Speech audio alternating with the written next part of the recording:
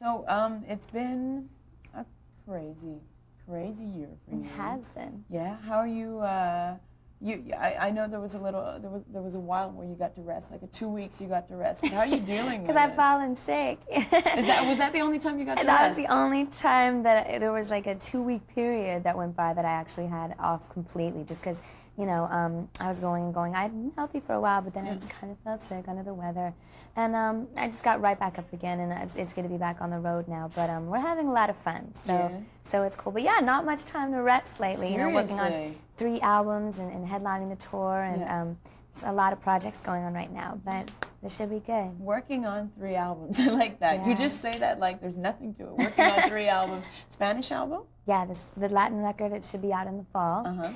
And then there's the Christmas record due out later this year, which we're trying to wrap up, but it's so hard.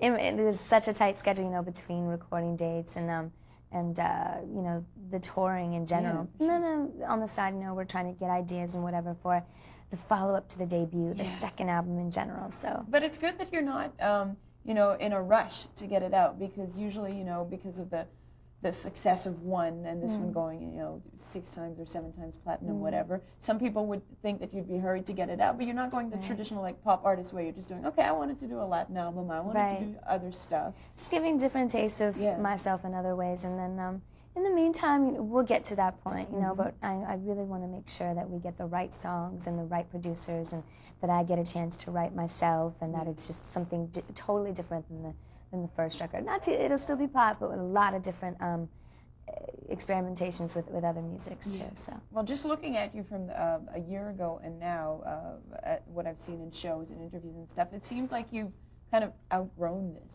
or you know, you're like. Well, I mean, being 17 years old, coming aboard to record a record, of course, everything's new, and you've got your own ideas, but you're battling against, you know, people that are 20 years your senior in the business for your own say and whatnot. So, I mean, it's almost been a year now. Well, it has been a year since the release of Genie in a Bottle, my first single. So every day, you know, with this crazy schedule and traveling the world, basically, you know, I grow, and I've learned a lot, you know, having new different things thrown at me every day. So I think vocally I've been able to grow and better my skills a little bit, and performance-wise, and just, you know, everything I think for every artist gets a little better when you get the more practice. You know, and when you get to play the songs live too, they take on another dimension. And you learn more about yourself as an artist, having to answer questions about yourself every day, basically. All the time. So it's been a cool growing experience for me. And the second record, it'll have a lot of more personal insight to it, I think, for sure. A lot of times a sophomore album, when an artist has a lot of success, the album seems influenced or inspired by all the success and all the events that happen in a really, you know, rapid span. What else is going to be influencing you? What else do we not know about that's going to be inspiring for this record? It'll be a surprise. But I mean, over the past year, a lot of things have happened to me, of course, success-wise, but also personal-wise too. I mean, I've grown a lot. I actually fell in love over the past year too, for the first time. Oh, really? So having that happen to me for the first time was like, wow. You know what I mean? I've never felt that strongly about anybody before. So, you know, taking those experiences into play, and even experiences from my past. You know, getting a lot of fan mail. I hear firsthand about a lot of teens who are going through different situations, different concerns, fans and stuff. And they're the same situations. You know, everybody thinks that, you know, a celebrity's life or whatever is so perfect, and it's so not. Behind the scenes, it's so not glamorous, and it's a lot of hard work and a lot of pressure. And we've gone through our own hard times to get here where we're at today. So I want to put in a little bit of my own personal anguish. Personal anguish. So what are you writing? Are you writing journals? Are you recording melodies? Well, I'm kind of like the notebook girl. I have 1,000 different notebooks for different reasons, you know, keep a lot of lists. And it's not something like a journal, writing down a lot of feelings, lyric writing, song, notebook. You know, there are a lot of different things, but I just store a lot of different parts of me in them. So so it's cool. I'm going to just kind of combine all that, and you'll hear it in the next record. Yeah, you think it's going to be more R&B tinge, more dancey, more soul? It'll definitely have a lot more soul on it, I think. Just letting myself come out a little more is what it's just going to do. You know what I mean? Going a little bit more R&B, sometimes a little bit rock. You know, it'll definitely be a fun You're a rock record. chick too? Yeah, well, I can definitely get into all kind of different music, and a part of me is in a lot of different styles that a lot of people don't know about yet. So yeah, what are you listening to be. these days? I listen to everything from hip hop to rock to jazz to blues, but I think you have to be a good, a well-rounded artist. And vocalist.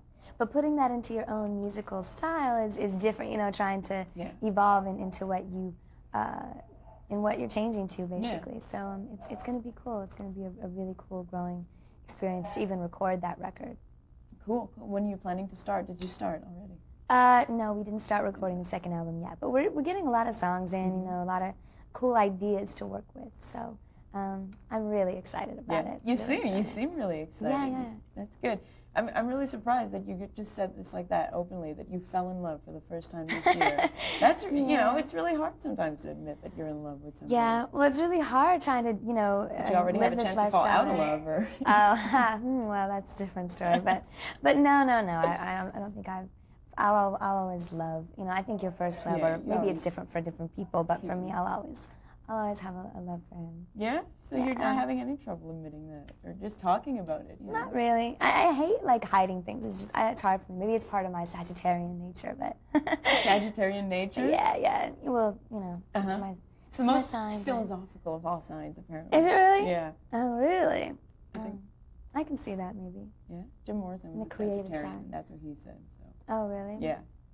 You're just taking his word for it? I'm just taking his word for it. It's on a live recording. He says it, so I'm saying, you know.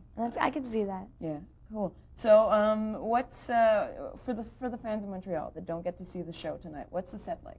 If you want to describe it, or you know, the music come to you guys and the sometime. atmosphere, and the... It's well, I'm taking all my dancers, a couple females, 4 guys, and all the live band, and got really, really cool costume changes, few surprises. Doing a rock cover, actually, of an older song, an Etta James cover, blues singer, old blues singer. So, I mean, things that I love, and showing different sides of that. On some of the dates, you know, we'll be giving you a little bit of a Latin side, too. And the whole show, I think, it opens with a very Arabian kind of Genie-esque feel, opening with Genie in a Bottle, actually, and proceeding on through a number of songs.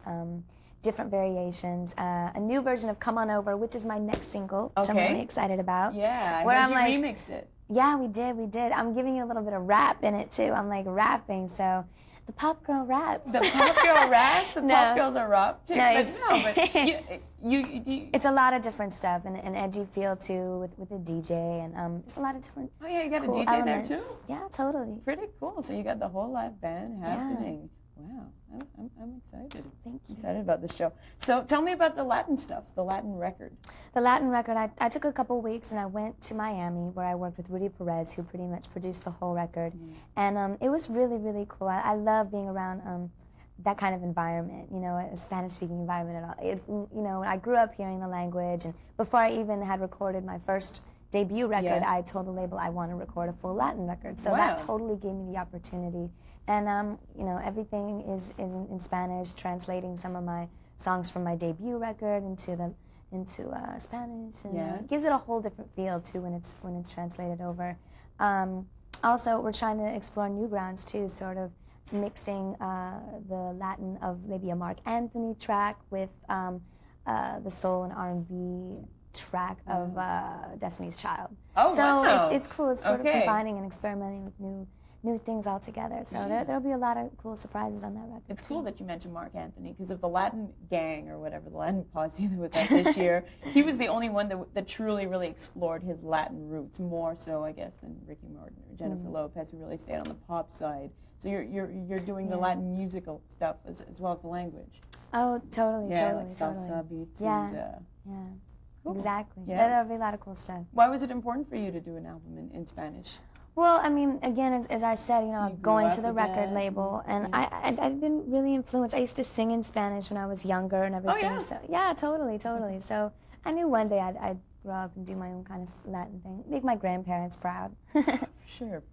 And what about, you were talking about doing the Etta James cover, but you actually recorded with her. right? Or you are going Scheduling to? didn't work out, Oh, no. and unfortunately we didn't get to do that together. But I recorded with Dr. John, who's also a legend, and New Orleans the guy. blues department. Yeah, totally. You're familiar with him. So he was really cool. We just went into the studio, and we totally just did the live band thing, live take after take, just in the studio, like just less than probably 10 takes, 5 or 6, and we were done. We just went through it.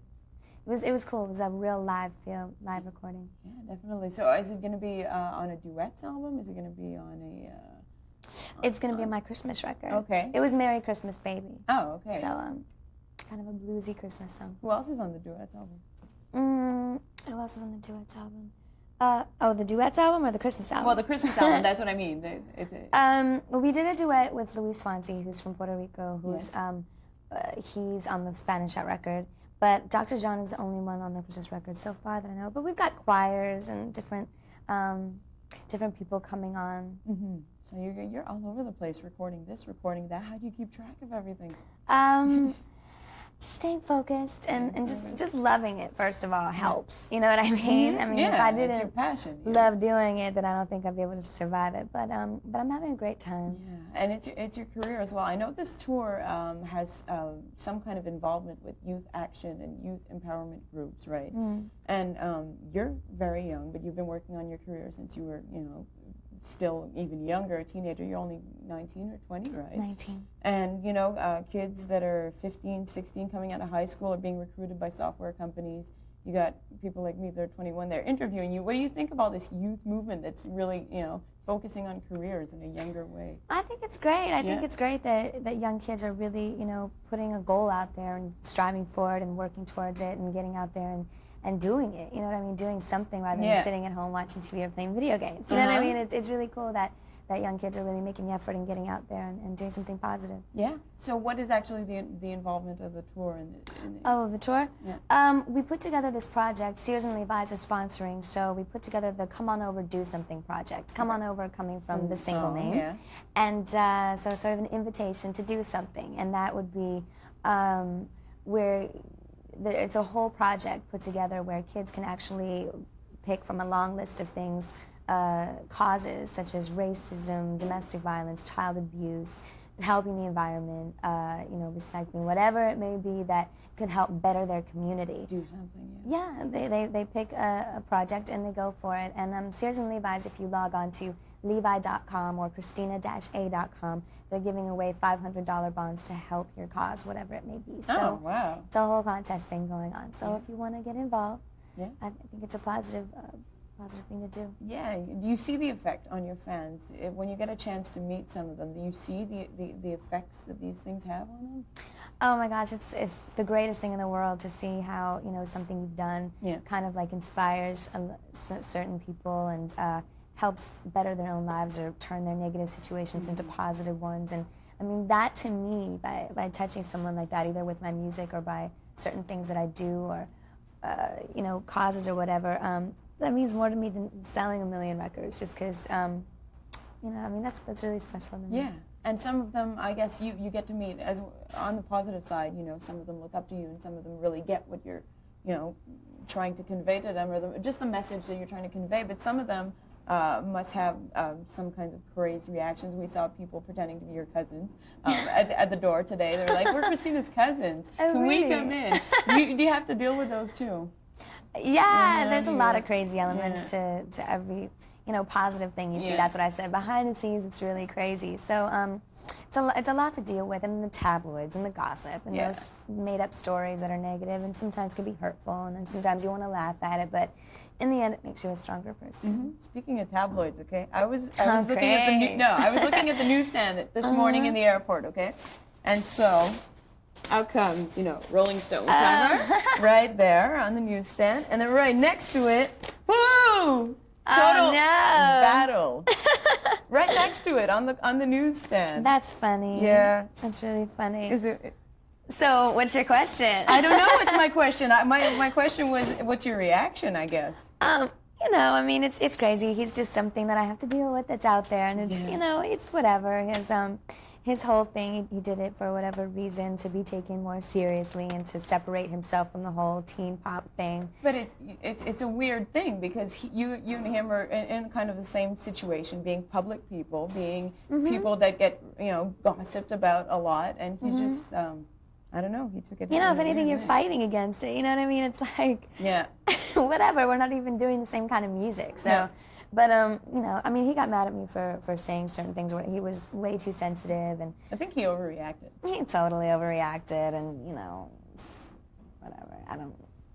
We'll just leave that alone. Yeah. But, no, it's seriously, we are in the same business, and that's why I get so mad whenever people want to say negative things about me and Brittany, like, having this rivalry, because it's like, if anything, we should be there for each other. We live, like, the same kind of lifestyle, the same kind of hectic, crazy schedule. So if anything, I want to be there for that other, to be there for each other, to relate to each other and compare stories and, go through the drama together, rather than against each other, make things more complicated. Yeah, you still get that. You still get people asking you if there's a rivalry between Brittany and you.